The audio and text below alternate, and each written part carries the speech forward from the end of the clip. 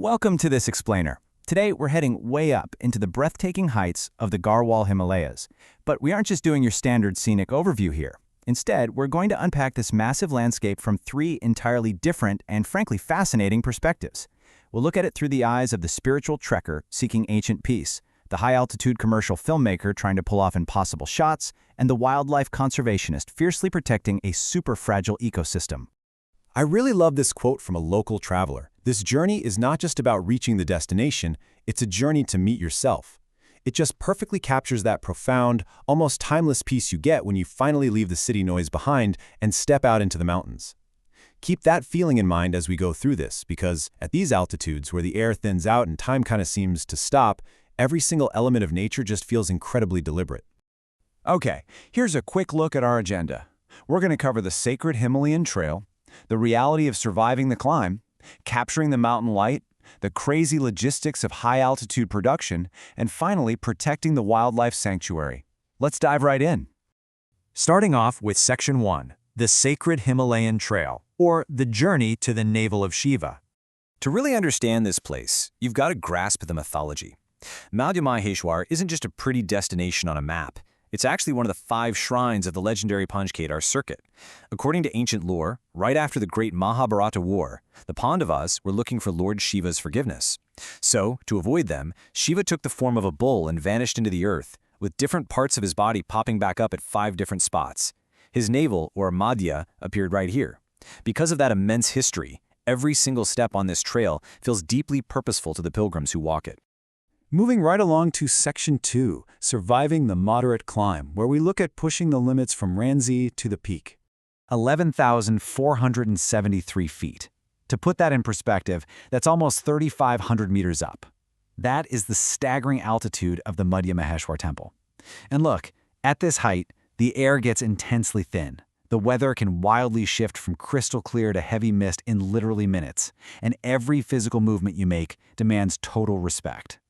And the actual climb itself, it is a grueling test of endurance. You basically start out where the road just ends at Ransi village. From there, you're looking at a 16 to 18-kilometer trek each way. You're descending through thick forest to Gondar to catch your breath, and then you hit Bantoli, where rivers merge and the path just violently pitches upward. You're dealing with temporary wooden bridges over raging rivers, rocky switchbacks, sheer drops, you name it. They classify this as a moderate trek, but honestly, those continuous steep climbs are absolutely going to push your physical limits long before the temple ever comes into view. All right, Section 3, Capturing the Mountain Light, basically a photographer's ultimate canvas.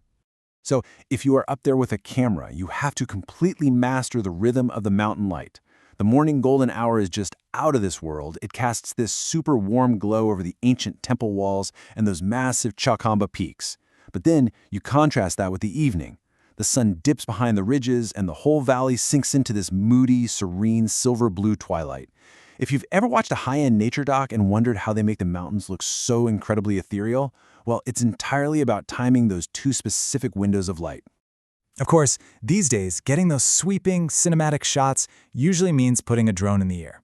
The visual payoff is massive, but you have to stick to a really strict set of rules.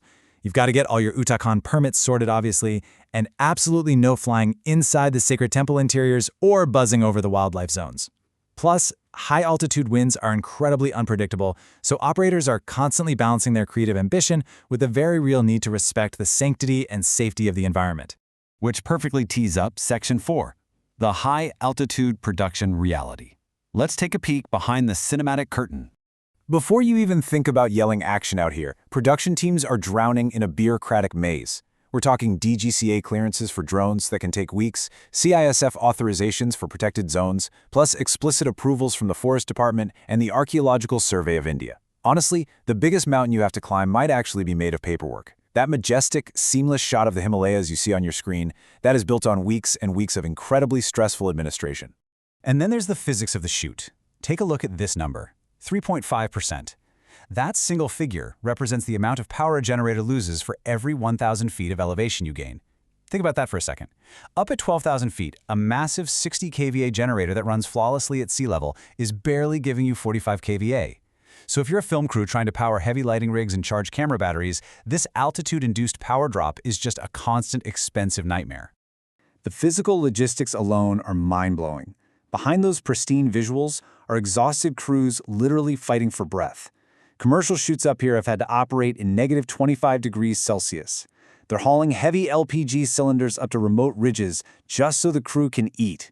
And because of the insanely steep gradients, their transport trucks are burning 30 to 40% more fuel than they would down on flat ground. It is an absolute gritty battle of endurance just to keep the lights on. Finally, let's hit Section 5, Protecting the Wildlife Sanctuary. We're looking at the cost and care of the land itself. Look, whether you're a solo spiritual pilgrim hiking with a backpack or a massive film production with trucks full of gear, you are just a guest in the buffer zone of the Kedarnath Wildlife Sanctuary. This area is specifically designed to absorb and minimize our human impact, keeping the untouched core of the sanctuary safe. Any infrastructure development here is subject to insanely strict mitigation plans. And for good reason. This sanctuary is packed with a vibrant, world-class ecosystem.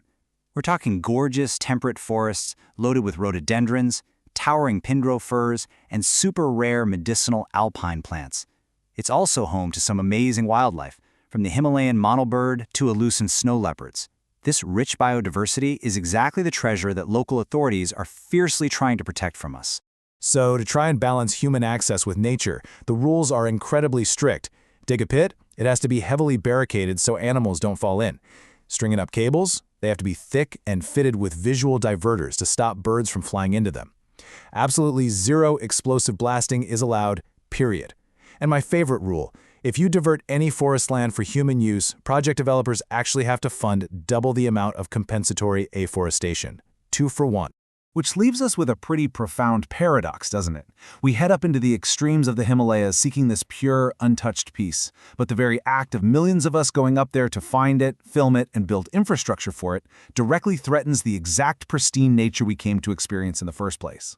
It's this incredibly delicate balancing act between the trekker's spiritual journey, the filmmaker's ambition, and the harsh reality of conservation.